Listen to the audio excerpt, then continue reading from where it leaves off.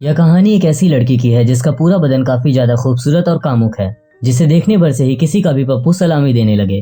और यही खूबसूरत नजारा देखकर एक लड़के का माहौल टाइट भी हो जाता है। और वो औरत उस लड़के की मॉम की फ्रेंड थी, मतलब वो औरत उस लड़के की आंटी थी। और वो लड़का अपनी आंटी के साथ ही अपनी तन की गर्मी को शांत कर पाता है या नहीं। और आखिर उस आंटी के मन में क्या था, कहीं वो आंटी भी अपनी गुफा के दर्शन उस लड़के को करवाना चाहती थी या नहीं। आइए देखते हैं, बैठ मजा आएगा। तो इस कहानी की शुरुआत में हम योंगसी नाम के एक लड़के को देखते हैं जो अभी स्कूल में पढ़ता है।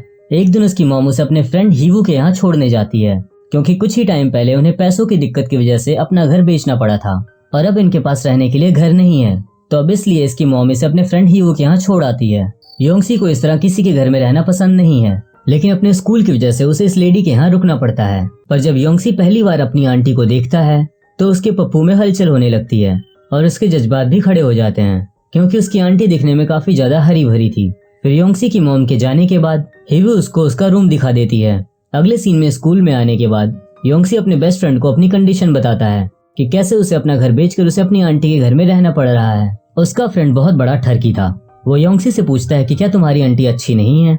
तो योंगसी बताता है कि नहीं, ऐसी बात नहीं है। आंटी को देखकर तो किसी बुढ़े के अरमान भी खड़े हो जाएं, और आंटी का हस्बैंड भी वहाँ पर नहीं रहता है। तो उसका फ्रेंड बोलता है कि भाई तब किस बात की दिक्कत है, मौका देख और कैसे दिन झुकाकर गेम बजा दे उसका। अगले सीन में हम ईवन को देखते हैं जो हीवू का हस्बैंड है और काम की वजह से वह दूसरे शहर में रहता था। वो बस कभी कभी ही घर पर आ पाता है। फिर घर आकर योंगसी अपनी आंटी हीवू को योगा करते हुए उसकी गदराई जवानी को देखता है, जिसे देखकर कोई भी हाथ चलाने पे मजबूर हो जाए, क्योंकि उसकी आंटी अभी भी एकदम कच्ची कली लग रही थी। पर योंगसी अपने जज्बातों को कंट्रोल करते हुए अपने रूम में चला जाता है। पर थोड़ी देर बाद हीवू बाथरूम में नहा रही थी, तो योंगसी बाहर खड़े होकर बाथरूम में से उसकी आवाज सुनकर अपने जज्बातों को ठंडा कर रहा था।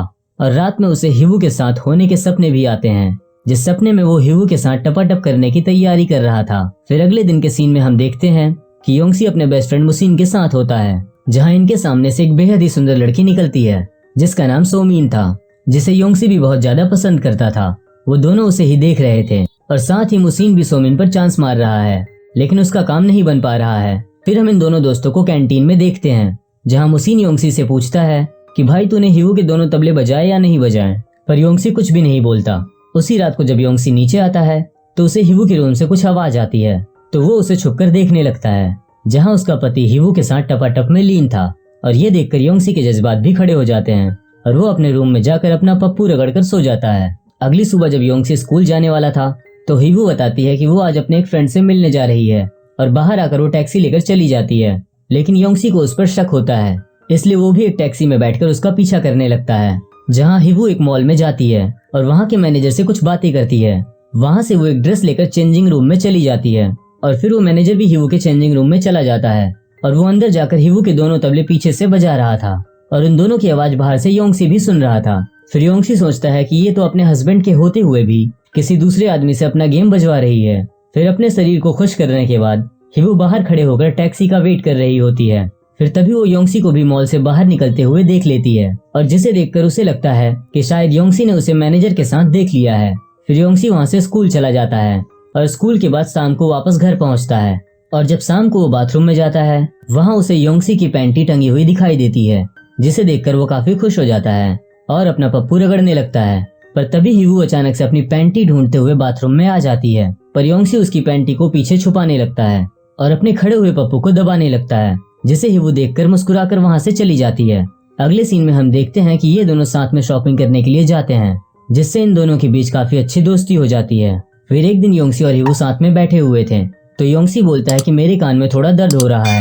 फिर हीवू कहती है कि मेरी गोद में अपना सिर रखो, मैं तुम्हारा कान चेक करती हूँ। फिर ये बोलते हुए वो योंगसी का चेहरा अपनी जांघों पर रख देती है। इसकी वजह से योंगसी के अरमान फिर से जागने लगते हैं, और इस वजह से वो अपने जज्बातों को तकिए से दबाते हुए शर्माते हुए वहाँ से चला जाता है। फिर अगले दिन योंगसी, मुसीन और उसके कुछ दोस्त स्कूल में लड़कियों के साथ पार्टी करने के लिए एक क्लब में जाते हैं, जहाँ मुसीन बहुत ज्यादा शराब पीता है, जिस वजह से योंगसी मुसीन को टैक्सी में बिठाकर घर के लिए भेज देता है और खुद सोमीन को घर छोड़ने के लिए उसके घर तक जाता है, जहाँ हमें पता चलता है कि कहीं न कहीं ये दोनों एक दूसरे को पसंद करते हैं। फिर योंगसी भी अपने घर आता है, तब उसे हीवू के रूम में चीखने चिल्लाने की आवाज सुनाई देती है, इसलिए योंगसी उसके रूम में देखता है, जहाँ वही मॉल वाला मैनेजर हीवू को बेड पर लिटाकर उसका गेम बजा रहा था।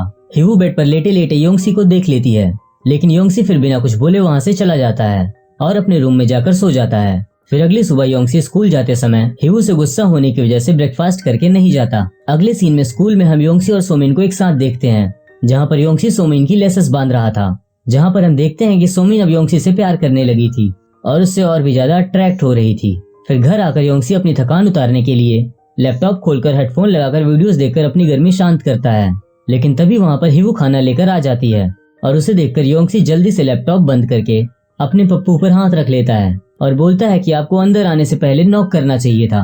पर हिवू बोलती है कि मैंने नॉक किया था, पर तुम्हारे हेडफोन की वजह से शायद तुम नहीं सुन पाए। अगले दिन हम देखते हैं कि जैसे ही योंगसी अपने स्कूल से वापस आता है तो उसके थोड़ी देर बाद हिवू भी उसके रूम में आ गई थी। एक्चुअली अब वो योंगसी से भी अपने कुएं में पानी भरवाना चाहती थी और इसके बाद योंगसी काफी खुश होता है। अगले दिन स्कूल आकर इसके बारे में वो अपने फ्रेंड मोशिन को भी बताता है और ये सीन देखकर ऐसा लगता है कि मानो योंगसी ने जिंदगी की जंग जीत ली हो। फिर उसी दिन घर आने पर योंगसी हिवू के गोद में टाइम स्पेंड करता है और उसे बोलता है कि वह हिवू से बहुत प्यार करता है, लेकिन हिवू के चेहरे पर उदासी होती है, जिसे देखकर ऐसा लगता है कि वह योंगसी से थोड़ा सा भी प्यार नहीं करती।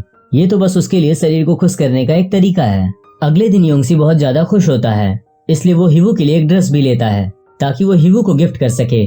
लेकिन घर आकर योंगसी अलग ही सीन देखता है। वो देखता है कि हिवू आज फिर से उसी मॉल वाले मैनेजर के साथ अपना गेम बजवा रही है और ये देखकर उसके सारे अरमान खत्म हो जाते हैं और हिवू भी उसे देख रही होती है। अगले सीन में योंगसी अपने रूम में आकर हमेशा के लिए उस घर को छोड़कर जाने की तैयारी करता है, क्योंकि हिवू ने भी उसे देख लिया था, इसलिए वो उसे समझाने के लिए उसके रूम में आ जाती है।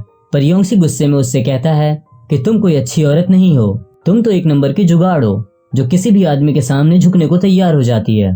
और ये सुनकर वो योंगसी को चाटा मारती है। फिर योंगसी बोलता है कि तुमने मेरे साथ प्यार का नाटक किया, मैं तुम्हें दिल दे चुका था, लेकिन तुम्हें तो बस अपने गोदाम भरवाने की पड़ी है।